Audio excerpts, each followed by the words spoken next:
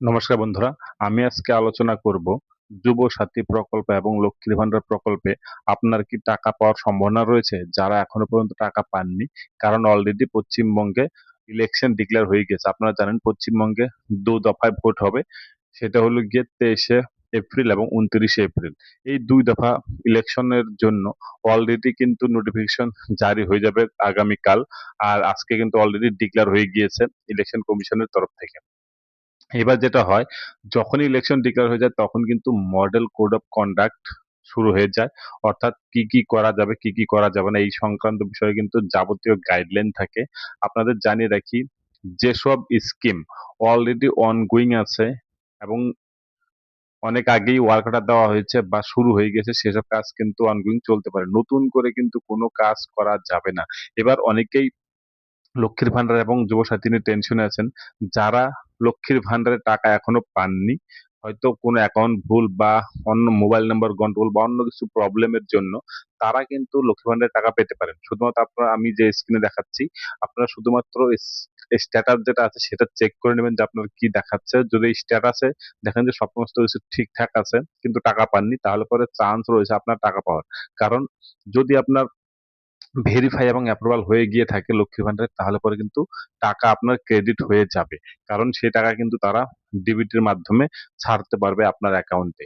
কিন্তু যদি আপনার এন্ট্রি করা না হয়ে থাকে বা ভেরিফাই অথবা অ্যাপ্রুভাল না হয়ে থাকে, তাহলে পরে কিন্তু নতুন করে অ্যাপ্রুভাল হওয়া খুব সমস্যা। কারণ এখন ইলেকশনের কাজে সমস্ত অফিসার বিজি হয়ে যাবে। আর এই সমস্ত লক্ষ্মীর ভান্ডার নতুন করে আবেদন করলেও কিন্তু এখন আর তারা টাকা পাবে না। আর বাংলার যুবসাথীর ক্ষেত্রে বলে রাখি, অনেকেই কিন্তু এখনো পর্যন্ত যুবসাথী টাকা পাননি। যদি তাদের এন্ট্রি হয়ে গিয়ে থাকে তাহলে পরে তারা অ্যাপ্রুভালের লিস্টে যাবে, অর্থাৎ তারা টাকা পাবে। যারা এখনো এন্ট্রির খাতায় পড়েননি, অর্থাৎ এন্ট্রি যাদের হয়নি এখনো ফর্ম, তারা কিন্তু টাকা পেতে সমস্যায় পড়বেন। দেখুন এখানে স্ট্যাটাস চেক করলে এরকম দেখাচ্ছে, অর্থাৎ স্ট্যাটাস কিন্তু এখনো দেখা যাচ্ছে না। আর একটা জিনিস বলে রাখি, বাংলা যুব সাথী প্রকল্পে কিন্তু প্রচুর বেনিফিশিয়ারি ছিল যাদের টাকা অ্যাকাউন্টে ঢোকেনি, হয় মোবাইলের নাম্বারের প্রবলেম বা আধারের প্রবলেম বা অ্যাকাউন্টের প্রবলেম, কিছু একটা প্রবলেমের জন্য।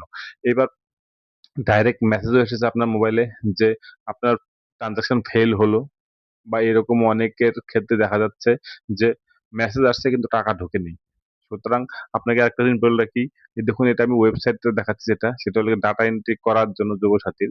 সেখানে কিন্তু যেটা দেখাচ্ছে যে নতুন করে এন্ট্রিও করা যাচ্ছে না। অর্থাৎ এই এমসিসি চালু হয়ে যাওয়ার পরে নতুন বেনিফিশিয়ারি এন্ট্রি করা কিন্তু খুবই টাফ। সুতরাং আপনারা যেটা করবেন, ডব্লিউবি এই আইএফএমএস যেটা অপশন আছে সেখানে গিয়ে মোবাইল নাম্বার দিয়ে, যে মোবাইল নাম্বারটি আপনি যুবসাথী প্রকল্পের ফর্মের সময় দিয়েছিলেন, সেটা দিয়ে একবার দেখে নেবেন যে আপনার ফর্মটা এন্ট্রি করা হয়েছে কিনা। যদি এন্ট্রি করা হয়ে যায় তাহলে পরে আপনার অ্যাপ্রুভাল লিস্টে চলে যাবে, এবং অ্যাপ্রুভাল লিস্টে গেলে পরে ট্রেজারের থেকে আপনার কিন্তু টাকা ঢুকে যাবে। কিন্তু যদি আপনার মোবাইল নাম্বার প্রবলেম বা অ্যাকাউন্ট নাম্বার প্রবলেম যদি থাকে, তাহলে পরে অবশ্যই বিড অফিস বা যুব সাথী যুব যে দপ্তর আছে জেলাতে, সেখানে গিয়ে কথা বলতে পারেন।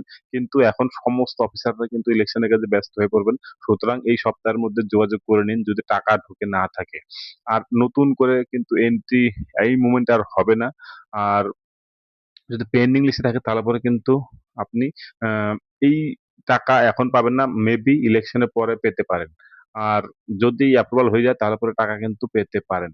কারণ এমসিসি চালু হয়ে যাওয়ার পরে কিন্তু টাকা নতুন করে দেওয়ার জন্য এন্ট্রি করা হবে না। হয়তো আপনার কোনো ভুল থাকলে সেটা কারেকশন হতে পারে, সেই কারেকশন গুলো হয়তো তারা করে দেবে।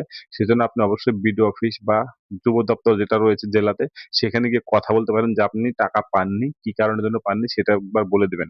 দেখুন এখানে প্রেস রিলিজ হয়ে গেছে, বিভিন্ন রকম গাইডলাইনও এসেছে এমসিসি সংক্রান্ত, অর্থাৎ কি কি কাজ করা যাবে কি কি কাজ করা যাবে না। কারণ যেসব কাজ অলরেডি রানিং সেসব কাজই কিন্তু চলবে, কিন্তু নতুন করে আর কোনো কাজ হবে না। তো বন্ধুরা, যদি ভিডিওটি ভালো লাগে অবশ্যই লাইক কমেন্ট শেয়ার করতে একদম ভুলবেন না। আর আপনার টাকা ঢুকছে কিনা সেটা অবশ্যই আমাকে কমেন্টে লিখে জানান। ধন্যবাদ।